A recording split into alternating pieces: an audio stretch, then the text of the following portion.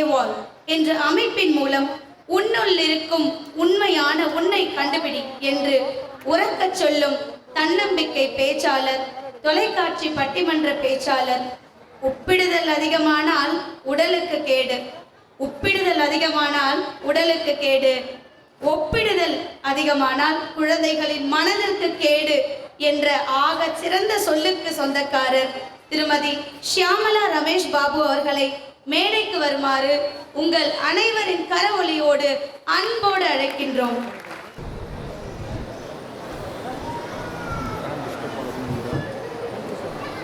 மூன்றாவது நாளாக சிறப்பாக நடந்து கொண்டிருக்கும் இந்த புத்தக திருவிழாவினை இவ்வளவு அருமையாக நடத்துவதற்கு தன்னுடைய பங்கினை அளித்த அத்துணை பெரியவர்களுக்கும் அத்துணை கைகளுக்கும் என்னுடைய சிரம் தாழ்ந்த வணக்கத்தினை தெரிவித்துக் கொள்கிறேன். இந்த அரங்கத்தை ஒரு ஞாயிற்றுக்கிழமை அன்னைக்கு மாலை இந்த அளவுக்கு நிரப்ப முடியும் அப்படின்னா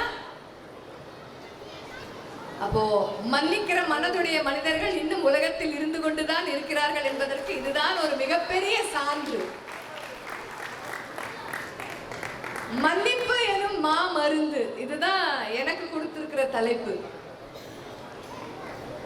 மன்னிப்புன்ற வார்த்தையை பார்த்தீங்கன்னா கொஞ்சம் வித்தியாசமான வார்த்தை, அவ்வளவு எளிதாக நம்மால் அர்த்தம் புரிந்து கொள்ளவே முடியாது. ஒருத்தருக்கு மன்னிப்புங்கிறது ஒரு மாதிரியான அர்த்தத்தை கொடுக்கும். சில பேருக்கு மன்னிப்பு அப்படின்னா அர்த்தமே இல்லாம அடிக்கடி சொல்ற வார்த்தை. இன்னும் சில பேருக்கு மன்னிப்பு என்னன்னா தப்பே செய்யாமலே சொல்ற வார்த்தை மன்னிப்பு. இன்னும் கொஞ்சம் பேருக்கு எவ்வளவு கேட்டாலும் கிடைக்காத ஒரு விஷயம் தான் மன்னிப்பு. இன்னும் கொஞ்சம் பேருக்கு பாத்தீங்கன்னா குற்றத்திற்கு கொடுக்கக்கூடிய அதிகபட்ச தண்டனை என்னன்னு பாத்தீங்கன்னா அதுதான் மன்னிப்பு. சில பேருக்கு பெரியவர்களுடைய வளர்ந்தவர்களுடைய உலகத்தில் அதிகம் கேட்கப்படாத வார்த்தையாகத்தான் மன்னிப்பு என்பது இருக்கிறது. குழந்தைகளுடைய உலகத்தில் நடக்கிற மாயாஜாலம் மட்டும்தான் அந்த மன்னிப்பு. அது குழந்தைங்க உலகத்துல மட்டும்தான் இருக்கும். காலையில வேலைக்கு போற அவசரத்துல அப்பாவோ அம்மாவோ பிள்ளைய சண்டை போட்டுட்டு சின்னதா ஒரு அடி அடிச்சுட்டு போயிடுவாங்க. அதுவும் பள்ளிக்கூடத்துக்கு அழுதுகிட்டே போகும். சாயந்தரம் வந்த உடனே குழந்தைய சமாதானப்படுத்தணும். இல்ல போலாமா கடைக்கு, ஏதாவது சாப்பிடுறியா, வாங்கி தரட்டா அப்படின்னு அப்பா கேட்கும் பொழுது அப்பா அடிக்கவே இல்லைன்ற மாதிரி அவர்கிட்ட தாங்கிட்டு ஓடும். இல்லை, அந்த குழந்தைக்கு தெரிந்த அந்த செய்கைக்கு பேரு தான் மன்னிப்பு. அதனாலதான் மன்னிப்பு என்பது குழந்தைகள் உலகத்தில் தான் அது மாயாஜாலம். இப்படி வித்தியாசமா ஒருத்தருக்கு இந்த மன்னிப்பு புரியும். மன்னிப்பை ரொம்ப புரியுற மாதிரி சொல்லணும்னா அது பிசா மாதிரி. சதுரமான ஒரு அட்டைப்பெட்டியில் வருகிற வட்ட வடிவத்திலான ஒரு தின்பண்டம், அதை முக்கோணமா போட்டுதான் சாப்பிடணும். அந்த மாதிரி தான் மன்னிப்பும். சரி, இப்படி ஒரு மன்னிப்பு இருக்கு, இதுக்கு ஏன் மாமருந்துன்னு பேரு? மருந்துன்னு சொல்ல வேண்டியதானே. மருந்து அப்படின்னாலே நோயை குணப்படுத்தக்கூடியதுதான் மருந்து. அப்புறம் என்ன மாமருந்து? கொஞ்சம் காஸ்ட்லியான மருந்தோ. உடம்பு சரியில்லாதவங்க வைத்தியர்கிட்ட போய் எனக்கு இந்த மாதிரி ஒரு கோளாறு இருக்கு, இதை நிவர்த்தி செய்ய ஏதாவது செய்யுங்க கொடுங்கன்னு கேட்டா அந்த வைத்தியர் எழுதி கொடுப்பது மருந்து. அப்ப அந்த நோயாளிக்கு மட்டும் வியாதி சரியா போயிடும். ஆனா இந்த மன்னிப்புன்னு ஒண்ணு இருக்குல்ல, கொடுக்கிறவரையும் குணப்படுத்தும், வாங்கி கொள்பவரையும் குணப்படுத்தும், அதுதான் மன்னிப்பு. அதுக்கு பேர் தான், அதனாலதான் அது மாமருந்து. வியாதி இருக்குன்னு போய் சொன்னா தானே வைத்தியர் மன்னிப்பு மருந்து கொடுப்பாரு. சிலர் மன்னிப்பு கேட்பதற்கு முன்னாலேயே மன்னிக்க கூடிய பெருமனது படைத்தவர்கள். அதனால தான் மன்னிப்புக்கு பேரு மாமருந்துன்னு பேரு. சரி, நாம எந்த மாதிரி அடிப்படையில மன்னிக்கிறோமா மன்னிக்கலையா அதுவே தெரியல. எந்த மாதிரி அடிப்படையில் நாம் மக்களை மன்னிக்கிறோம், அடுத்தவர்களை மன்னிக்கிறோம்? சின்ன உதாரணம் சொல்லட்டுமா? பள்ளிக்கூடத்துல குறிப்பா சின்ன பசங்க படிக்கிற வகுப்புல எல்லாம் பாத்தீங்கன்னா, என்னோட பென்சிலை யாரோ எடுத்துட்டாங்க, மிஸ் என்னோட ரப்பரை காணும், என்னோட ஷார்ப்னரை காணும், ஏதாவது குழந்தை சொல்லிக்கிட்டே இருக்கும். உடனே டீச்சர் சொல்லுவாங்க, எல்லாரும் இருந்த இடத்துலயே இருக்கணும், உங்க பையெல்லாம் நான் பார்க்க போறேன். ஏதாவது ஒரு குழந்தையினுடைய பையில பாத்தீங்கன்னா அந்த புழுக்கையா ஒரு பென்சில் கிடக்கும், இல்லைன்னா ஒரு ரப்பர் கிடக்கும். அதுகிட்ட அதை விட பெரிய பென்சில் ரப்பர்லாம் இருக்கும். ஆனாலும் அதை எடுத்து வச்சுக்கணும், அப்பதான் அதுக்கு சந்தோஷம். பையிலேருந்து அதை எடுத்துருவாங்க. எடுத்துச்சு, இனிமே நீ எடுக்கக்கூடாது, இனிமே இந்த மாதிரி செய்யக்கூடாது. சரியா? அவங்க ஃப்ரெண்டு தான், அதான் தெரியாம எடுத்துட்டா எல்லாரும் ஒரு தடவை கை தட்டுங்க, மக முடிஞ்சு போச்சு. அந்த குழந்தை இன்னைக்கு நம்மள மிஸ் அடிப்பாங்களோன்னு பயந்துகிட்டு இருக்கும். ஆனா அந்த மிஸ் அடிக்கல, விட்டுட்டாங்க, ரொம்ப சந்தோஷம். இன்னும் ஒரு 2 நாள் கழிச்சு 3 நாள் கழிச்சு வேற ஏதோ ஒண்ணு அந்த வகுப்புல அதே மாதிரி இன்னொரு குழந்தை காணும்னு சொல்லுதுன்னு வச்சுக்கோங்களேன். உடனே அந்த டீச்சரோட பார்வை முதல்ல ரப்பர் எடுத்துச்சுல்ல, அந்த குழந்தைய பார்த்து போகும். நீதான் எடுத்தியா, இந்த வாட்டி நீதானா அப்படின்னு கேட்பாங்க. அப்ப என்ன அர்த்தம் தெரியுமா? போன முறை ரப்பரை எடுத்தப்போ அந்த டீச்சர் அந்த குழந்தைய முழுவதுமாக மன்னிக்கலன்னு அர்த்தம். ஏன்?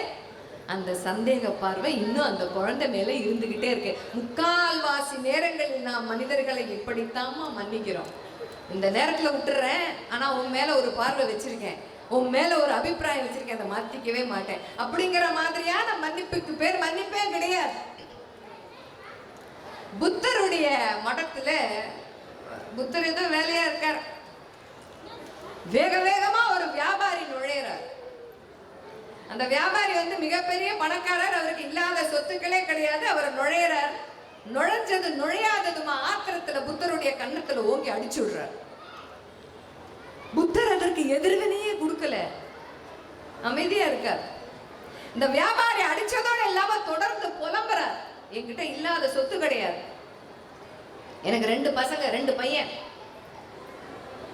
உங்களுடைய கருத்துக்களாலும் உங்களுடைய தத்துவத்தாலும் ஈர்க்கப்பட்டு எனக்கு எதுவுமே வேண்டாம்னு உங்ககிட்ட அவங்க பாட்டுக்கு சேர்ந்துக்கிட்டாங்க. அப்ப என்னுடைய சொத்தை யார் பராமரிக்கிறது, எனக்கு வாரிசே இல்லாம போயிடுமே அப்படின்னு சொல்லித்தான் நான் உங்களை பார்க்கலாம், அந்த ஆத்திரத்துல அடிச்சுட்டேன், நான் வரேன் அப்படின்ட்டு போயிடுறேன். அந்த வியாபாரி வீட்டுக்கு போயிடுறாரு.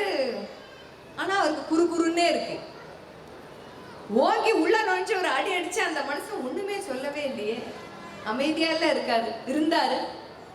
அப்ப அவர் ரைட்டா நான் ரைட்டா, அவரு தப்பா நான் தப்பா, ஒண்ணுமே புரியல. அப்புறம் இன்னும் கொஞ்சம் யோசிச்சு பாக்குறாரு. தூங்குற நேரத்துக்கு இந்த பசங்களா தானே போய் அங்க சேர்ந்தாரு, அவரு என் வீட்டுக்குள்ள பூந்து என் பிள்ளைங்க கையை முடிச்சு இழுத்துட்டு போலியே, இவனுங்களா தானே போய் சேர்ந்தானுங்க, நான் ஏன் அவரை போய் அடிச்சுட்டு வந்தேன்னு அவருக்கு கஷ்டமா இருக்கு. ராத்திரி முழுக்க தூங்கவே இல்லை அந்த வியாபாரி. மறுநாள் பொழுது விடிஞ்சது ஓடுறாரு அந்த புத்த மடாலயத்துக்கு, அந்த புத்தரை பாக்குறதுக்கு.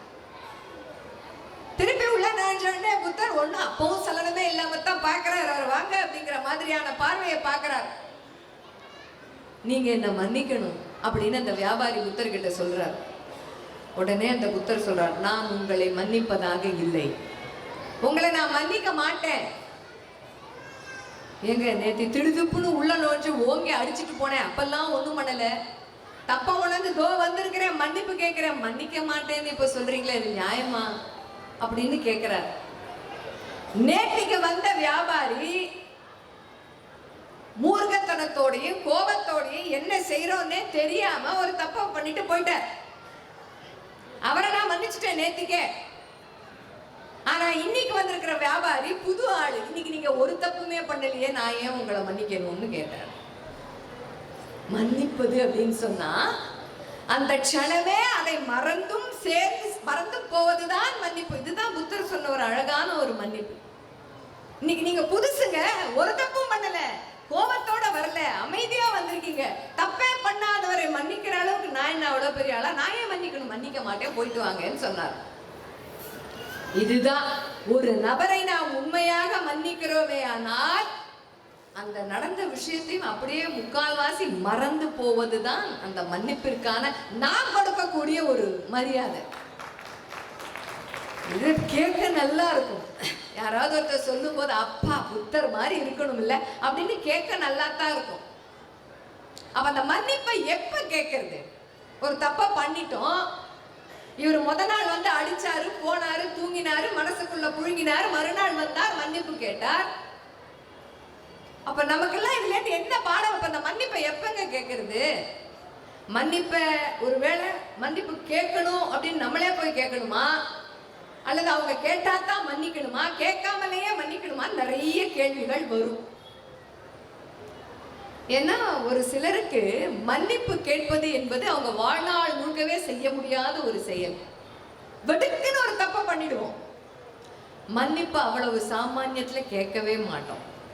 சில பேருக்கு அதுல ஒரு பயம் இருக்கும். இத்தனை நாள் என்னுடைய ஒரு பிம்பம் எல்லாரும் அவ்வளவு வசதி பார்த்தாங்களே, நான் மன்னிப்பு கேட்டுட்டேன்னா அப்படியே சுருங்கி போயிடுவேனோ அப்படின்னு மன்னிப்பு கேட்க மாட்டாங்க. அவங்களுக்கு எப்படி தெரியுமா இருக்கும், நான் எவ்வளவு பெரிய ஆளு, புலிக்கு தொண்டை கட்டினா எப்படிங்க இருக்கும், காட்டுல கர்ஜிக்கிற புலி தொண்டை கட்டினா எப்படி இருக்கு, யாராவது புலியா மதிப்பாங்களா? மதிக்க மாட்டாங்க. அந்த மாதிரி தான் ஐயோ நான்லாம் மன்னிப்பு கேட்டா நான் எவ்வளவு பெரிய ஆளுமை, என்னுடைய இமேஜ் என்ன ஆகுதுன்னு கேட்க மாட்டாங்க. இன்னும் சில பேர் ரொம்ப அழகா என்ன தெரியுமா சொல்லுவாங்க, இது என்ன பெரிய தப்பு பண்ணிட்டேன்னு இப்ப மன்னிப்பு கேட்க சொல்ற, ஏன் இதை இவ்வளவு பெருசுபடுத்துற அப்படின்னு மன்னிப்புக்காக எதிர்பார்ப்பவர்கள் மேல தப்பு இருக்க மாதிரி தப்ப தூக்கி போட்டுறது உண்டு. ஆக மொத்தம் அவ்வளவு எளிதாக நம்மால் மன்னிப்பே கேட்க முடியாது. இன்னும் சில பேர் இருக்காங்க, தப்பு பண்ணிட்டேன், அந்த சூழல்ல என்னால உடனே மன்னிப்பு கேட்க முடியல, என்னைக்கு அவங்கள திருப்பி சந்திச்சாலும் நான் போய் மன்னிப்பு கேட்டாகணும் அப்படின்னு மனசுக்குள்ளேயே அதை வச்சுக்கிட்டு இருப்பாங்க. மன்னிப்பை கேட்டுடணும். ஒரு ரயில்ல ஒரு குடும்பத்தோட ஒருத்தர் பிரயாணம் பண்ணிட்டு இருக்கார். அவருடைய எதிர் வரிசையில ஒருத்தர் பிரயாணம் பண்றார், எதிர் சீட்டு. ஒருத்தர் குடும்பத்தோட பிரயாணம் பண்றார், ஒருத்தர் தனியா பிரயாணம் பண்ணிக்கிட்டு இருக்கார். அவரை பார்த்துக்கிட்டே இருக்காரு. யாரு? இந்த குடும்பத்தோட இருக்கிறவரு இந்த தனியா உட்கார்ந்து இருக்கிறவரு அடிக்கடி நிமிந்து பாக்குறாரு. இது அவருக்கு ரொம்ப சங்கட்டமா இருக்கு. இவரு குடும்பத்தோட வந்துட்டியா அதை பார்க்காம என்னையே பார்த்துக்கிட்டு இருக்காரு, கஷ்டமா இருக்கு. ஒரு நிறுத்தத்துல ரயில் நிக்குது. நான் டீ குடிக்க இறங்க போறேன், உங்களுக்கு டீ வேணுமா அப்படின்னு இந்த தனியா வந்த நபரை பார்த்து அந்த குடும்பத்தோட வந்தவர் கேட்கிறாரு. இல்ல வேண்டாம், ட்ரெயின்ல எல்லாம் டீ கொடுத்தா பிஸ்கட் கொடுத்தா சாப்பிடக்கூடாதுன்ற பயம் வேற, இறங்கி வேற வாங்கிட்டு வரட்டுமான்னு கேட்கிறாரு. வேண்டாங்கன்னுட்டார். சரி டீ வேண்டாமா, ஏறி வந்துட்டார். இவர் குடிச்சார், ஏறி வந்தார். கையில 2-3 புஸ்தகத்தை வச்சு இவர் படிக்க ஆரம்பிக்கும் போது, நீங்க ஒரு புஸ்தகம் படிக்கிறீங்களா அப்படின்னு எதிர்த்தாப்புல இருந்தவர் கேட்கிறாரு. இல்ல நானே புஸ்தகம் வச்சிருக்கேன், எனக்கு வேண்டாங்கிறாரு. எப்படி பேச்சு கொடுக்க முயற்சி செஞ்சாலும் பேச மாட்டேங்கிறார், முகத்தை பார்க்க மாட்டேங்கிறார். ஆனா இவருக்கு அந்த தனியா இருக்கிற நபர்கிட்ட பேசியே ஆகணும். எப்படி இந்த பிரயாணம் முடியறதுக்குள்ள நான் பேசியே ஆகணும். எப்படியாவது பேசலான்ட்டு என்ன பண்றாரு, அந்த கண்ணுக்கு மேல ஒரு காயம் இருக்கே, அது சின்ன வயசுல கோடை விடுமுறையில உங்க தாத்தா பாட்டிக்கு நீங்க வந்திருக்கும் போது பட்ட அடிதானே அப்படின்னு கேட்கிறாரு. இவர் என்னடா எத்தாப்புல உட்காந்து கூட ஜோசியெல்லாம் சொல்லுவார் போல இருக்கு. முகத்தை பார்த்து இவ்வளோ கரெக்டா சொல்றாரு. 7ஆம் கிளாஸ்ல என்ன எவ்வளோ ஒருத்தன் கல்லால் அடிச்சு அதுல வந்த காயம், இது எப்படி இவ்வளோ கரெக்டா அவர் சொல்றாருன்னு பாக்குறாரு. அந்த ஆச்சரியத்தை ஆனா அவர் வெளியில காமிச்சிக்கவே இல்லை. ஆமா அப்படின்னு சொல்றார். நல்ல ஒரு மத்தியான வேலை இருக்குமா, ஃபுட்பால் விளையாடும் போது அந்த பாலை புடுங்குற சண்டையில ஒரு பையன் கல்லால் எடுத்து அடிச்சிருப்பானா? ஆமா. நிறைய ரத்தம் வந்துதா? ஆமா நிறைய ரத்தம் வந்து. யார் அடிச்சாங்கன்னு உனக்கு தெரியுமா? தெரியாது. நிறைய ரத்தம் வந்த உடனே மயக்கம் போட்டு விழுந்துட்டேன். அப்புறம் என்னை கூட்டிட்டு போயிட்டாங்க, அடிச்ச பையன் அவனும் ஊருக்கு போயிட்டான்னு சொன்னாங்க. தெரியாது. டேய் உன்னை அடிச்சவன் நான் தான்டா. 7ஆம் கிளாஸ் படிக்கும்போது அந்த லீவில் வந்து உன்னை நான் தாண்டா அடிச்சிட்டேன். ரத்தம் வந்தோடனே நீ மயக்கம் போட்டு விழுந்துட்டியா, பயந்து போயிட்டேன்டா, நானும் ஓடி போயிட்டேன்டா, நானும் தாத்தா வீட்டுக்கு லீவுக்கு வந்திருந்தேன், ஊரை பார்க்க போயிட்டேன், உன்னை அதுக்கப்புறம் பார்க்கவே இல்லைடா, ரொம்ப வலிச்சுதாடா அப்படின்னு அந்த காயத்தை அப்படி தடவி பார்த்து அந்த பசங்க அதுக்குள்ள அவரோட வந்திருக்குல்ல, அவரோட பிள்ளைங்க எல்லாம், அப்பா நீ கூட சண்டை போடுவியா, எங்களெல்லாம் சண்டை போடாதன்னு வீட்டுல சொல்ற, நீ சண்டை போட்டு யார் கண்ணையும் அடிச்சு உடைச்சிருக்க கல்லால அப்படின்னு பசங்க ஆச்சரியமா கேக்குது. ஆமா 7ஆவது படிக்கும் போது கோடை விடுமுறையில அடிச்சுட்டேன். ஃபுட்பால் விளையாடும் போது புடிங்கினேன், பாலை கொடுக்க மாட்டேன்னா ஆத்திரத்துல கீழே இருந்த கல்லை தூக்கி அடிச்சதுல காயம் வந்துடுச்சு, மயக்கம் போட்டு விழுந்துட்டான், பயத்துல வந்துட்டேன் எல்லாம் சொல்லிட்டு ஒரு நிமிஷம் அந்த காயத்தையே திருப்பி தடவிட்டு என்னை மன்னிச்சிடுறா, தெரியாம பண்ணிட்டேன். என்ன அழகான மன்னிப்பு. அந்த எதிரால உட்காந்துருக்காருல அவருக்கு இப்ப மன்னிக்கணுமா மன்னிக்க கூடாதா, இது எப்படி எடுத்துக்கிறதுனே ஒரு நிமிஷம் புரியல. இது எதை காண்பிக்கிறது தெரியுமா? ஏதோ ஒரு விஷயம் குறித்து நாம் வருந்தி கொண்டே இருக்கிறோமே, ஆனால் நம் வாழ்நாளிற்குள் அந்த நபரை நாம் எப்போது சந்திக்க நேர்ந்தாலும் மனம் திறந்து மன்னிப்பு கேட்பதில் எந்த தவறுமே கிடையாது. அந்த பாங்கு நாம வளர்த்துக்கணும். மன்னிப்புங்கிறது அதுதான். எத்தனை வருஷம் கழிச்சு கேட்ட ஒரு மன்னிப்பு அது. சரி மன்னிச்சாச்சு. ஒரு மனுஷனை எத்தனை வாட்டி மன்னிக்கலாம், இது அடுத்த கேள்வி. அவ்வளோ சாமானியத்தில் நாங்கள்லாம் மன்னிச்சிட மாட்டோம். சரிங்க, மன்னிச்சிட்டோம். ஒரு மனுஷனை எத்தனை வாட்டி மன்னிக்கிறது? நீங்களா என்ன மன்னிக்கணும்? எங்க ஒருத்தர் செஞ்ச தப்பையே செஞ்சுக்கிட்டு இருக்கான். கடன் வாங்கினா அவசரம், இப்ப கொடுத்துரு, வீட்டுல ஆஸ்பத்திரியில சேர்த்திருக்கேன்டா உடனே கொடுத்துறேன்னு கடனை வாங்கினா, ஒரு மாசத்துல கொடுக்கறேன்னா 2 மாசம் ஆச்சு, 6 மாசம் ஆச்சு, வருஷம் 2 ஆச்சு, கடன் வாங்கிட்டேனேன்ற ஒரு நினைப்பே இல்லாம சுத்தி சுத்தி வர்றான். எப்ப திருப்பி தருவேன்னே சொல்ல மாட்டேங்கிறான். போனை பண்ணா போனை எடுக்க மாட்டேங்கிறான். அவனை எப்படி மன்னிக்கிறது? அவனை எத்தனை வாட்டி மன்னிக்கிறது? சேர்ந்து வா பிசினஸ் பண்ணலாம், ஆளுக்கு கொஞ்சம் காசை போட்டுன்னு பிசினஸ் ஆரம்பிச்சோம். பிசினஸ்ல ஏத்தமும் இறக்கமா இருக்கும் போதெல்லாம் சேர்ந்து சேர்ந்து கூட இருந்தவன் லேசா லாபம் வர ஆரம்பிக்குதுங்கும் போது என்ன கழட்டி விட்டுட்டு பார்ட்னர்ஷிப் வேண்டாம் நீ போன்னு சொல்றான். அந்த துரோகத்தை எப்படி மன்னிக்கிறது? எத்தனை வாட்டி அவனை மன்னிக்கிறது? உறவுகள் ஒருத்தர்கிட்ட ஒரு மாதிரியும் இன்னொருத்தர்கிட்ட இன்னொரு மாதிரியும், கண்ணுக்குள்ள ஒரு கண்ணுல வெண்ணையும் ஒரு கண்ணுல சுண்ணாமையும் வச்சு வச்சு பழகிற உறவுகளை எத்தனை முறை மன்னிப்பது? எப்படி மன்னிப்பது? இந்த மாதிரி கேள்வி எல்லாம் வந்துகிட்டே இருக்கும். இயேசுநாதர் கிட்ட கேட்டப்போ அவர் என்ன சொன்னாராம்? 7 முறை அல்ல 77 முறையானாலும் மன்னிப்பதில் தவறே கிடையாது. ஏன் அப்படின்னா, நாம் செய்கிற தவறையும் பாவங்களையும் கடவுள் எப்பொழுதுமே கணக்கு வைத்துக் கொள்வதே இல்லை. அதே போலத்தான் நீங்களும் உங்களுக்கு தவறு செய்பவர்களையோ உங்களுக்கு குற்றம் செய்தவர்களையோ எத்தனை வாட்டி செய்யறாங்கன்னு கணக்கும் வச்சுக்காத, அவங்கள நீ எத்தனை வாட்டி மன்னிக்கிறேங்கிற கணக்கையும் வச்சுக்காதன்னு சொன்னாராம். கணக்கே வைத்துக் கொள்ளாதீர்கள், எத்தனை வாட்டி வேணாலும் மன்னிச்சிருங்க, தப்பு இல்லை அப்படின்னு சொல்றாரு. 32 வயசுல தலையில ஒரு முள் கிரீடத்தை போட்டு சிலுவையில ஏத்தி ஆணி அடிச்சப்போ அவர்கள் என்ன செய்கிறார்கள் என்று தெரியாமலேயே செய்கிறார்கள், அவர்களையும் மன்னித்து விடுன்னு சொன்னார் இல்லையா? அதனால்தான் கடவுள் தன்மை நிரம்பியவராக இன்றளவும் வானளாவிய ஒரு ஆளுமையாக பார்க்கப்படுகிறது, போற்றப்படுகிறது, வணக்கத்துக்குரியவராக இயேசு இருக்கிறார்னா அந்த மன்னித்தல் என்னும் ஒரு மாபெரும் குணம் அவர்கிட்ட இருந்தது. அதனால தான் சிலுவையில் அடிச்சதுனாலயோ தலையில முள்ளுக்கிரீடம் வாங்கினதுனாலயோ நாம் அவரை தொழல. அந்த நேரத்திலும் தனக்கு அதை செய்தவர்களை மன்னிச்சிடுங்கன்னு சொன்னார் பார்த்தீங்களா? அதனால் தான் அவரை நாம் தொழுகிறோம்னு சொல்றாங்க. அப்ப மன்னிக்கிறதுக்கு கணக்கே கிடையாது, எத்தனை வாட்டி வேணா மன்னிக்கலாம். ஆனா நாம எல்லாம் மனிதர்கள், சாதாரண மனிதர்கள். இந்த பாருங்க, இதெல்லாம் இயேசுநாதருக்கு வேணா சாத்தியமா இருக்கும், நமக்கெல்லாம் அது சாத்தியம் கிடையாது. 7 தடவை மன்னிக்கிறது, 77 தடவை மன்னிக்கிறதுலாம் நமக்கு முடியவே முடியாது, சாத்தியமே கிடையாது என்றுதான் முதலில் நாம் எல்லோரும் சொல்லுவோம்.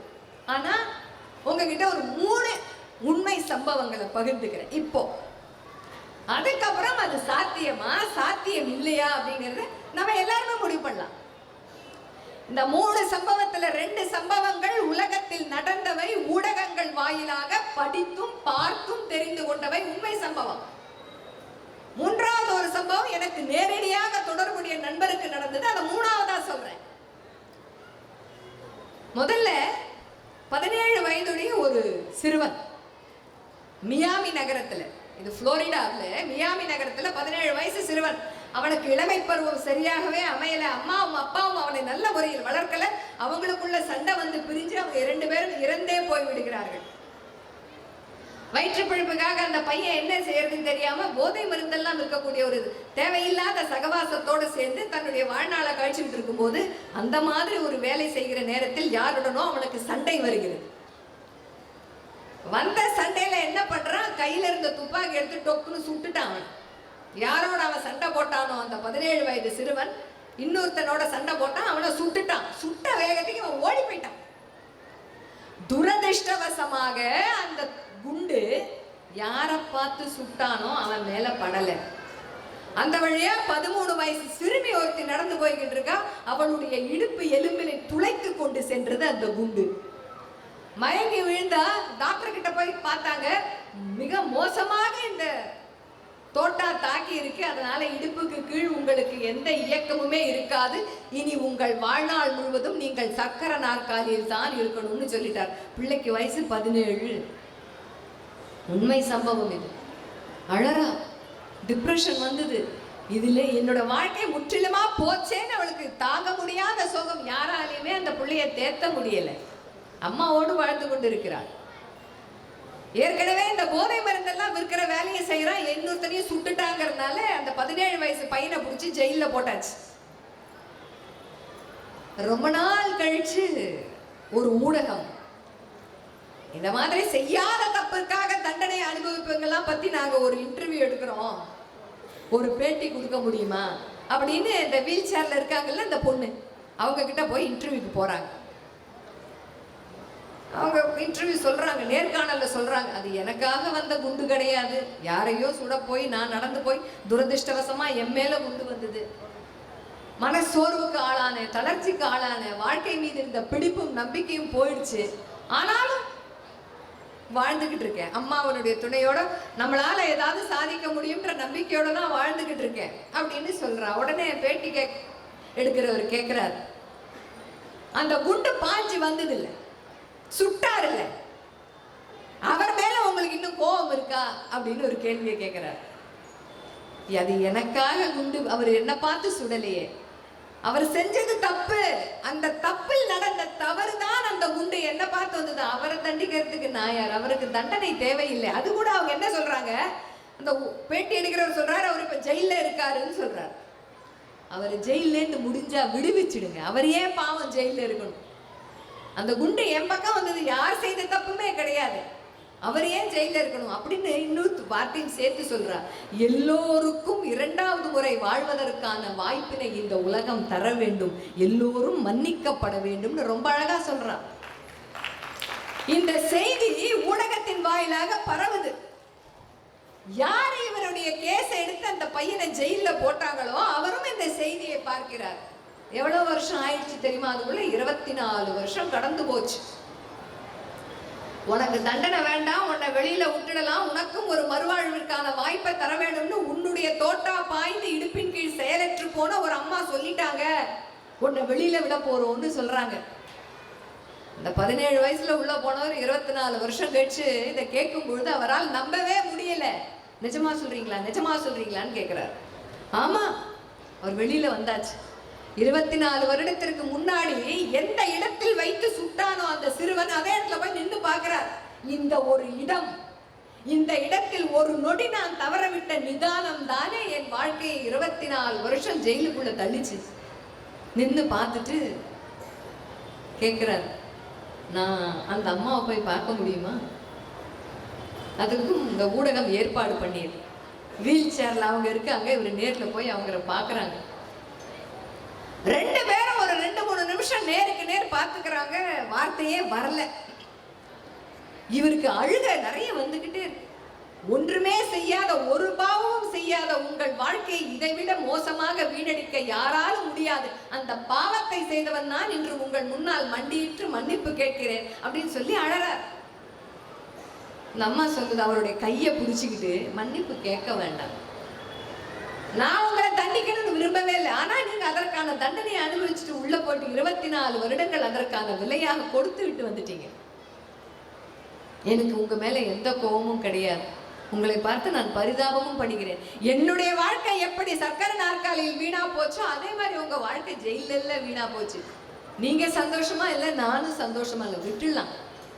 இந்த உலகத்திற்கு நாம 2 பேரும் சேர்ந்து ஒரு செய்தியை கொடுக்கணும். என்ன தெரியுமா, மன்னிப்பது என்பது எவ்வளவு மகத்தான ஒரு விஷயம்ங்கிறத நாம 2 பேரும் சேர்ந்து இந்த உலகத்திற்கு செய்தியாக கொண்டு போய் சேர்ப்போம் அப்படின்னு கையை பிடிச்சிட்டு சொன்னாங்க அந்த அம்மா.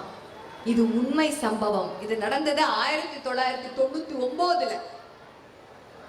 இப்ப சமீபமா ஒரு 5 வருஷத்துக்கு முன்னாடி 2019 மார்ச் 15ஆம் தேதி வெள்ளிக்கிழமை நடுமதியம் நியூசிலாந்துல கிரைஸ்ட் சர்ச் அப்படிங்கிற இடத்துல அல்நூர் மசூதியில தொழுகை வேளை. அது திடீர்னு ஒரு பயங்கரவாத சம்பவம், துப்பாக்கி சூட்டை யாரோ ஒருத்தன் நடத்துறான். அதுல கொடுமை என்னன்னா, தான் நடத்துகிற துப்பாக்கி சூட்டை லைவ் ஸ்ட்ரீமிங் வேற பண்ணிக்கிட்டு இருக்கான், உலகமே பார்க்குது. அந்த படுபாதகத்தை உலகம் பார்த்து கொண்டிருக்க, அதை அரங்கேற்றிக்கிட்டே இருக்கான். 50 பேருக்கு மேல செத்து போறாங்க. எத்தனை பேர் படுகாயம் அடைஞ்சாங்கன்னு தெரியல. அந்த தொழுகையிடம் அதை விட மோசமானதாக ஆகவே முடியாதுங்கிற மாதிரி ஆயிப்போச்சு. எல்லாம் முடிஞ்சுது. 1 வருடம் கழிச்சு இதுல யாரெல்லாம் உயிர் பழிச்சிருக்காங்க அப்படின்னு ஒரு கணக்கெடுப்பு எடுத்து அவங்கள போய் பார்க்கணும். இந்த உலகத்திற்கு அவர்கள் மூலியமாக ஏதாவது செய்தியை கொண்டு போய் சேர்க்க வேண்டும்னு அவங்கள போய் பேட்டி எடுக்கிறாங்க. அதுல ஒருத்தர் தான் 59 வயசு அவருக்கு, ஃபரீத் அகமது. அவரும் சக்கர நாற்காலியில் தான் உட்கார்ந்துருக்கார்.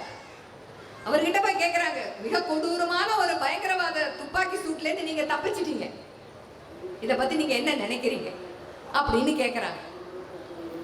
அதுல இன்னொரு கேள்வி கேட்கிறாங்க, உங்கள் மனைவியை நீங்கள் அந்த துப்பாக்கி சூட்டில் இழந்திருக்கிறீர்கள், நீங்கள் மட்டும் உயிர் பிழைத்திருக்கிறீர்கள், எப்படி இருக்கு உங்களுக்கு, நீங்கள் இதை எப்படி எடுத்துக்கொள்கிறீர்கள், உங்கள் வாழ்க்கையை நீங்கள் எப்படி அணுகுகிறீர்கள்னு கேட்கிறாங்க. ரொம்ப அழகா பேசினார். 5 நிமிஷம் தான் பேசினார். உலகம் அவரையே திரும்பி பார்த்தது. நான் இப்ப சக்கர நாற்காலியில உட்காந்துருக்கேன்ல, அதுவும் நான் செஞ்ச தப்பு இல்லை. வேகமா கட்டுக்கடகாம காரை ஓட்டிட்டு வந்து பின் வழியா யாரோ ஒருத்தன் நான் நடந்து போகும்போது தட்டிட்டான்.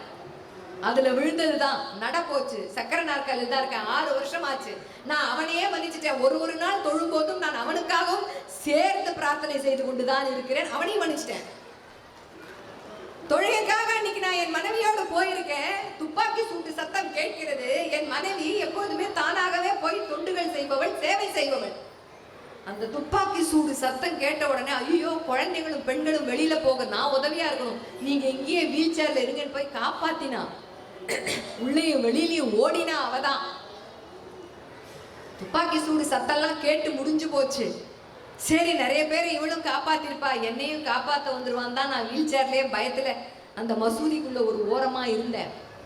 ஆனா இன்னொருத்தர் வேகமா வந்து என்ன தர தர எடுத்துட்டு போறாரு. இங்க என்ன பண்றீங்க, அங்க வாங்க அப்படின்னு. ஏன் கூட்டிட்டு போறாருன்னே தெரியல. அங்க பார்த்தா என் மனைவி ரத்த வெள்ளத்தில் துப்பாக்கி சூட்ல செத்து போயிருக்கா. இது எனக்கு விதிக்கப்பட்டது, இதுதான் நான் எடுத்துக்கிறேன். ஆனா இப்ப சொல்றேன், இந்த துப்பாக்கி சூடு நடத்தியவனை நான் மனதார மன்னிக்கிறேன். காரணம் என்ன தெரியுமா? அவனுடைய சின்ன வயதில், உலகத்தை புரிந்து கொள்ளக்கூடிய வயதில் அவனை சரியாக யாரோ வளர்க்கவில்லை. அவனுக்கு சரியான போதனைகள் யாரோ தரவில்லை. அவனுக்கு அன்பை சரியாக யாரோ காண்பிக்கவில்லை. இன்னும் முக்கியமா, அவனை மன்னிக்க வேண்டிய தருணங்களில் யாரோ மன்னிக்கவே இல்லை. அதனால் தான் அவன் இந்த பாவங்களை செய்கிறான். அதனால் நான் அவனை மன்னிக்கிறேன் சொன்னார். உலகம் அவரை திரும்பி பார்த்தது. கிரைஸ்ட் சர்ச் படுகொலையும் மன்னிப்புக்கான என் பயணமும் ஒரு புத்தகத்தை எழுதினார். இந்த புத்தகத்துல வர ராயல்டி எல்லாமே உடம்பு சரியில்லாதவங்களுக்காக ஆஸ்பத்திரிக்கு ஆம்புலன்ஸ் கூட்டிட்டு போகும் இல்லை, அந்த ஆம்புலன்ஸ் வாங்குவதற்காக இந்த பணத்தை நான் ஒதுக்குகிறேன் இந்த உலகத்திற்கு ஒரு தகவலை சொன்னார். இந்த 2 விஷயமும் எங்கேயோ படிச்சது, கேள்விப்பட்டோம், படிச்சோம், உண்மை சம்பவம் பார்த்தோம், ஆச்சரியப்பட்டோம், சிலிர்த்து போனோம். என்னுடைய சொந்த அனுபவத்தை ஒன்று பகிர்ந்து கொள்கிறேன். மிக தெரிந்த ரொம்ப நெருக்கமான குடும்ப நண்பர் தன்னோட பையனோட போயிட்டு இருக்காரு ரோட்ல. பைக்ல வேகமா ஒரு பையன் வந்தான், இடிச்சு தள்ளிட்டான். அப்பா இந்த பக்கம் போய் விழுந்தாரு, பையன் இந்த பக்கம் போய் விழும்போது அங்க ஒரு லேம்ப் போஸ்ட் ஆட்டம் ஒண்ணு இருக்கு, அதுல இடிச்சுக்கிட்டான். இடிச்சதுல ரத்தம் நிறைய, பையனுக்கு லேசா மயக்கம் வந்து வேகமா இடிச்சான் இல்ல பைக்ல, அவனை நில தருமாடி முன்னாடி நிக்கிற வண்டியில போய் மோதி அவனுக்கு கீழே விழுந்து அவனுக்கு மண்டையில அடி. என்னுடைய குடும்ப நண்பருக்கு என்ன செய்யறதுன்னே தெரியல. உடனே ஆம்புலன்ஸுக்கு போன் பண்றாரு. ஆம்புலன்ஸ் வந்தது. அதுக்குள்ள இவருடைய பையனுக்கு எல்லாரும் தண்ணி தெளிக்கிறேன், சோடா வாங்கி கொடுக்குறேன்னு சொல்றாங்க. அந்த பையன் அங்கிட்டே விழுந்து கிடக்க, அவன் பக்கம் யாரும் போகல. முதல்ல ஆம்புலன்ஸ் வந்த உடனே 2 பையனையும் தூக்கி ஆம்புலன்ஸ்ல போட்டார். ஆஸ்பத்திரிக்கு கூட்டிட்டு போனார். ஆஸ்பத்திரியில கேட்டாங்களா, என்னங்க 2 பேருக்கு மண்டையில அடி, எவன் இடிச்சான், எவன் விழுந்தான்? இல்லைங்க, இவன் என் பையன், இவன் தான் விழுந்தான், அவன் தான் இடிச்சான், அப்புறம் ஏங்க அவனையும் கூட்டிட்டு வந்திருக்கீங்கன்னு கேட்டிருக்காங்க. எந்த தொனியில் கேட்டார்கள் என்றால், உன்ன மாதிரி முட்டாள் இருக்காயா, உன் பையனை இடிச்சவனையும் சேர்த்து தூக்கி போட்டு ஆம்புலன்ஸ்ல வந்திருக்கிற. அதற்கு அவர் என்ன சொன்னார் தெரியுமா? என் பையனுக்கு அடிபட்டு கீழே விழும்போது 2 பேருக்குமே ஆனா உயிருக்கு ஆபத்து எதுவும் கிடையாது. என் பையனுக்கு அடிபட்டு கீழே விழும்போது அப்பாவாக நான் அங்க இருக்கேன். இடிச்சிட்டான், பையன் விழுந்துட்டான், பாவங்க. அவன் அங்கேயே போட்டீங்கன்னா தண்ணியை தெளிச்சு அவன் கண்ணை திறந்தோடனே எல்லாரும் ஆளுக்கு 4 தர்மடி கொடுத்தா பாவம் இல்லையா? அவனுடைய அம்மா அப்பாவை அந்த இடத்தில் நான் நினைத்து பார்க்கிறேன். என்னம்மா, என் பையனை மாதிரி அவனும் ஒரு பையன் தானே, அதனால்தான் அவனையும் தூக்கி கொண்டு வந்தேன். சேர்ந்து அவனுக்கும் வைத்தியத்தை பார்க்கிறார். தையல போட்டாங்க, மயக்கம் தெளிஞ்சது, இடிச்ச பையன் மூச்சுக்கிட்டான். பார்த்த உடனே அங்கிள் தெரியாம பண்ணிட்டேன் பயத்துல பெணாத்த ஆரம்பிச்சான். உளறான். வேண்டாப்பா, பயப்படாத, ஒண்ணு இல்லை, ஒரு நம்பர், அப்பா அம்மா போன் நம்பர் இருந்தா கொடுப்பா. ஏன்னா இப்பெல்லாம் பைக் எடுத்துட்டு போற பிள்ளைங்கலாம் அம்மா கிட்டே அப்பா கிட்டயோ எங்க இருக்கேன் எப்ப வரும் எதுவும் சொல்லாது, அதுவா வந்தா தான் உண்டு. அதனால நம்பரை கொடுன்னு கேட்கிறாரு. நம்பரை கொடுத்த உடனே போன் பண்றாரு. இந்த மாதிரி உங்க பையன் என் பையனை இடிச்சிட்டான், 2 பையனுக்கும் ஒண்ணும் இல்ல, 2 பையனையும் ஆஸ்பத்திரி சேர்த்திருக்க, 2 பையனும் நல்லா இருக்கா, வாங்க இந்த ஆஸ்பத்திரிக்கு இருக்காரு. அடிச்சு புடிச்சு ஒடியாந்து வந்தவர் இருக்காரே, அந்த பையனுடைய அப்பா தான் பையன் எப்படி இருக்கான்னு கேட்கவே இல்லை. ஐயா என்ன என் பையன் சார்பா நான் மன்னிப்பு கேட்கிறேன்னு காலில் விழுந்தார் அந்த மருத்துவமனையிலேயே. இத குடும்ப நண்பர் சொல்லி கேட்கும் போது ரொம்பவே சிலிர்ப்பா இருந்தது. நிச்சயமா தண்டனை தான் கொடுத்தே ஆகணும், இது மிகப்பெரிய குற்றம்னு சொல்லக்கூடிய நிகழ்வுகள் எல்லாத்தையுமே மன்னிக்க கூடிய மனப்பாங்கில் நம்மை சுற்றி மனிதர்கள் இருக்கும் இதே உலகத்துல தான் சின்ன சின்ன விஷயத்துக்கெல்லாம் நாம் அடுத்தவங்களை மன்னிக்க யோசிக்கிறோம். என்ன பார்த்து எப்படி சொல்லலாம், என்ன பார்த்து எப்படி இந்த கேள்வி கேட்கலாம்? ஒண்ணுமே இல்லைங்க. வாட்ஸ்அப்ல காலையில அமைச்ச செய்திக்கு பதில் சாயந்தரம் வரைக்கும் வல்லனாலே அது மன்னிக்க முடியாத குற்றமாகவே பார்க்கப்படுகிறது. குரூப்ல இருந்து எடுத்துடுறது, அவங்களோட இனிமே தொடர்பே வச்சுக்க கூடாது, வாழ்வா சாவா எதுவும் கிடையாது அவங்களோட.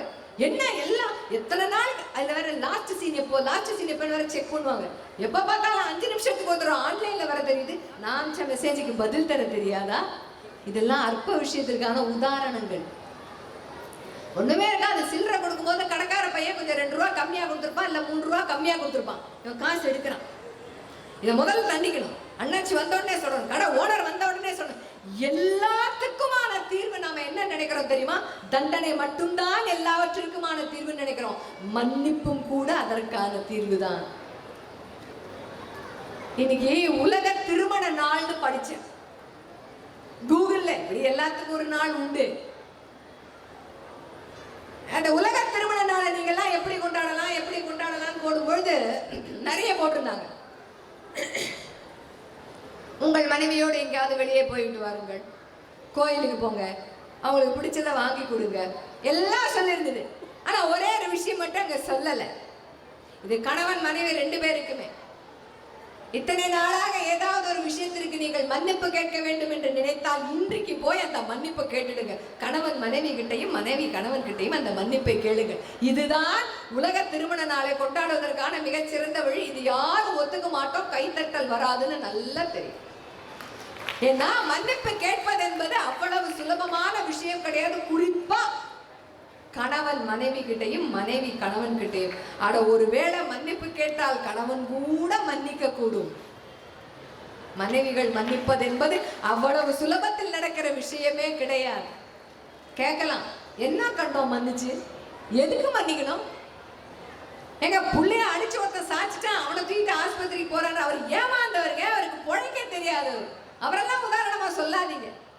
மனைவியை துப்பாக்கி சூட்ல கொண்டுட்டான் ஒருத்தன், அவனையும் நான் மன்னிக்கிறேன்னு சொல்றாரு, பொழைக்க தெரியாத மனுஷன், அதெல்லாம் உதாரணமா சொல்வதா? தண்டனைக்கு உட்பட்ட விஷயம் அது. அதுக்கெல்லாம் தண்டனை தான் சரி, சட்டத்தால் தான் அதை அணுக வேண்டும். கத்தி பேசலாம். ஸ்டான்ஃபோர்ட் பல்கலைக்கழகத்துல பெரிய ஆய்வு நடத்தினாங்க. மன்னிப்பதால் என்னென்ன நன்மைகள் உண்டாகிறதுன்னு மிகப்பெரிய ஆய்வு நடத்தும் பொழுது ஒரு புத்தகமாகவே அதை வெளியிட்டார்கள். Learn to forgive, மன்னிக்க கற்றுக்கொள் அப்படின்னு ஒரு புத்தகமாக அதை வெளியிடுறாங்க. ஆச்சரியமான தகவல்கள் என்ன தெரியுமா? மன்னிப்பதால் ஒரு மனிதனின் ஆரோக்கியம் மேம்படுங்கிறது தான் அதுல ஆச்சரியமான தகவல். மன்னிக்கிறதுனால என்ன தெரியுமா நடக்கும்? நாம ஒருத்தரை மன்னிச்சிட்டோம்னு வச்சுக்கோங்களேன், ரத்த அழுத்தம் வராது, ரத்த கொதிப்பு வராது, மன அழுத்தம் வராது, மன சோர்வு வராது, தலை வலிக்காது. எல்லாத்துக்கும் மீறி அவ்வளவு சீக்கிரமா நமக்கெல்லாம் வயசே ஆகாதான் மன்னிக்க கற்றுக்கொண்டவர்களுக்கு. ஏன்னா முகத்தில் தேவையில்லாத சுருக்கங்கள் வரவே வராது.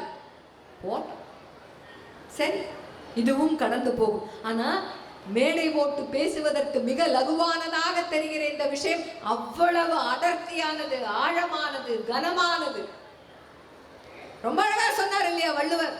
வன்மையுள் வன்மை மடவார் பொறை அப்படின்னு. என்ன தெரியுமா? வலிமையிலேயே மிக சிறந்த வலிமை அறிவில்லாதவர்கள் செய்கிற செயலை பொறுத்து கொள்வதுதான். அழகா சொன்னார். ரொம்ப கஷ்டம். எப்படி பொறுத்துக்கணும்? கத்துக்கணும். யாரும் நிர்பந்தப்படுத்தி வருவதே கிடையாது. வீட்டை பூட்டுவதற்கு எந்த சாவியை நாம் பயன்படுத்துகிறோமோ அந்த பூட்டை திறப்பதற்கும் நாம் அதே சாவியைத்தான் பயன்படுத்துகிறோம். தயவு செய்து ஞாபகம் வச்சுக்கோங்க. இப்படி பூட்டுறதுக்கும் அதே சாவிதான், இப்படி திறக்கிறதுக்கும் அதே சாவிதான். யார் வீட்டுக்காவது பூட்டுறதுக்கு ஒரு சாவி, திறக்கிறதுக்கு ஒரு சாவின்னு இருக்கா? கிடையாது. எந்த மனம் தவறு செய்பவர்களை தண்டித்தே ஆக வேண்டும் என்று துடிக்கிறதோ அதே மனதுதான் உலகின் ஒரு மூலையில் தப்பு செஞ்சவங்கள மன்னிச்சுக்கிட்டும் இருக்கு. மனசுதான். பென்சில் பின்னாடியே ரப்பர் இருக்கும் தெரியுமா? ரப்பர் பென்சில்னு சொல்லுவோம். நீட்டமா ஒரு பென்சில் இருக்கும், அது பின்னாடியே ரப்பர் இருக்கும். நிறைய பேர் அந்த ரப்பரை குழந்தைங்க யூஸ் பண்ணவே மாட்டாங்க, அது கரைஞ்சு போயிடும். அந்த மாதிரி உபயோகமே படுத்தாத ரப்பர் மாதிரி தான் நாம மன்னிப்புங்கிற ஒரு விஷயத்தை நம்ம வாழ்க்கையில் நிறைய தருணங்களில் நிறைய மக்களிடம் நாம் அதை உபயோகப்படுத்துவதே கிடையாது. ஒரு முறை மன்னிக்கலாம். இதெல்லாம் சட்ட ரீதியாக அணுகப்பட வேண்டிய விஷயமே கிடையாது, மாபெரும் குற்றம் கிடையாது. இதை மன்னிச்சிடலாம், ஒரு தப்பும் இல்லை அப்படிங்கிற மாதிரி விஷயத்தை ஒரு முறை மனதார மன்னித்து பாருங்கள். அன்னைக்கு ராத்திரி அவ்வளவு நிம்மதியா தூங்க முடியும் தெரியுமா? ஏன்னா மன்னிப்பவர்கள் தான் மனிதர்கள்னு சொல்றோம். மன்னிப்பு கேட்பதற்கும் ஒரு மனப்பாங்கு வேண்டும். ஆனா மன்னிப்பு கேட்கறதா தெரியல, அவங்க பண்ணது தப்பு, மன்னிப்பு கேட்கறதா தெரியல. கேட்கற வரைக்கும் நான் ஏன் காத்துக்கிட்டு இருக்கணும்? மன்னிச்சிட்டேன் போட்டோம் அப்படின்னு விடுறதுதான் அதனுடைய தாற்பயம். இன்று எத்தனையோ குடும்பங்கள் ஆண்டாண்டுகளாக கணவனும் மனைவி 50 வருடங்கள் 60 வருடங்கள் சேர்த்து வாழ்கிறார்கள் என்றால் என்ன அர்த்தம்? அல்ல யாருமே தப்பு பண்ணலையா? அவங்களுக்குள்ள சண்டையே வரலையா? அவங்களுக்குள்ள கருத்து பேதமே வரலையா? பிச்சுக்கலையா? இருக்கு, எல்லாரும். ஆனா அந்த 2 பேரில் யாரோ ஒரு முறையும் மானசீகமாகவும் அந்தரங்கமாகவும் மற்றவரை மன்னித்து கொண்டே இருப்பதினால்தான் அந்த குடும்பம் அழகான குடும்பமாக இன்னைக்கு வரைக்கும் இருக்கு. அதுதான் உண்மை. இப்ப மன்னிக்கிறதுன்றது நம்ம உறவுக்காரங்களை மட்டும் மன்னிக்கிறது கிடையாது, தெரிஞ்சவங்களை மட்டும் மன்னிக்கிறது கிடையாது. சில பேர்கிட்ட ஒரு விஷயம் உண்டு, ஒரு தந்திரம். யாரெல்லாம் நமக்கு ஆதாயமானவர்களோ, யாரால் நமக்கு சில விஷயங்கள் நடக்குமோ, அவங்க எந்த தப்பு பண்ணாலும் தப்பு மாதிரியே தெரியாது. அவங்களால எனக்கு எந்த பிரயோஜனம் இல்லை அப்படின்னு சொன்னா அவங்க சின்னதா தப்பு பண்ணாலும் மிகப்பெரிய தப்பு பண்ணதாகவே தெரியும். அந்த மாதிரி மனப்பாங்கை கொஞ்சம் மாற்றிக்கொள்வதுதான் மன்னிப்பதற்கான முதல் அடி, முதல் படி. நல்ல மன்னிப்பு என்பது மாமருந்து அப்படின்னா, எப்பொழுது நாம் அடுத்தவருக்கு அதை கொடுக்கிறோமோ முழுமனதோடு, அப்பொழுதுதான் அது மாமருந்தாகிறது. மன்னிப்பை கொடுக்காம நாமளே வச்சுக்க நோய் நமக்கு தான் ஜாஸ்தி ஆகுமே தவிர, தவறை செய்தவர்களை விட மன்னிப்பை கொடுக்காமல் நாமே வச்சுக்கும் போது அதனால் ஏற்படுகிற வலி, அது ஏற்படுத்துகிற பாரம் என்ன சொல்றாங்கன்னா, நினைச்சு அதையே நாம கோவப்படுவோம். முதல் தடவை ஒருத்தர் நமக்கு தப்பு பண்ணிட்டார், நம்ம மனசுல ஒரு கல்லை வச்ச மாதிரி அந்த தப்பை பண்ணிட்டு அவர் பாட்டுக்கு அவர் வேலையே பார்ப்பார். இப்படி பண்ணிட்டாரு நாம் ஒரு முறையும் அதை நினைக்கும் போதெல்லாம் அந்த கல்லுக்கு மேல இன்னொரு கல், அந்த கல்லுக்கு மேல இன்னொரு கல், பாரத்தை நாம் தான் ஏற்றிக்கொண்டே போகிறோம். நாம விஷத்தை குடிச்சிட்டு அடுத்தவன் எப்ப செத்து போவான்னு பாக்குறதுக்கு சமம் அது. அதுதான் இப்ப மன்னிப்பு என்பது. கேட்பவர்கள் மனிதர்களா மாமனிதர்களா தெரியாது. கேட்காமலேயே கொடுக்க நாம் என்றிலிருந்து பழகுகிறோமோ, நிஜமாகவே நாம் எல்லாம் மாமனிதர்களின் பட்டியலில் சேர்கிறோம் அப்படிங்கிறத சொல்லி எல்லா இடத்திலும் போகிற இடத்திலெல்லாம் சொல்கிற வார்த்தை ஒன்றே ஒன்றுதான். நாளைக்கு எப்படிப்பட்ட சூழல் வந்தாலும் நீங்கள் யாரையாவது மன்னிக்க வேண்டிய தருணத்திற்கு ஆளானீர்களே என்றால் எதையுமே யோசிக்காதீங்க.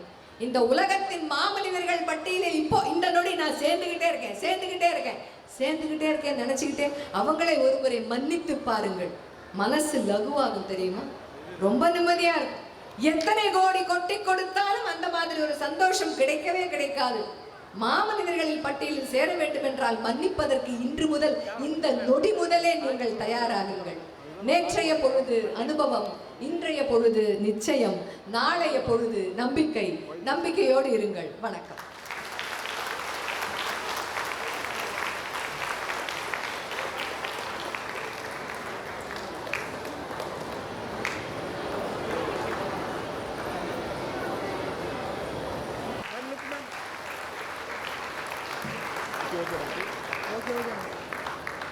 சிறப்புரையாற்றியமைக்காக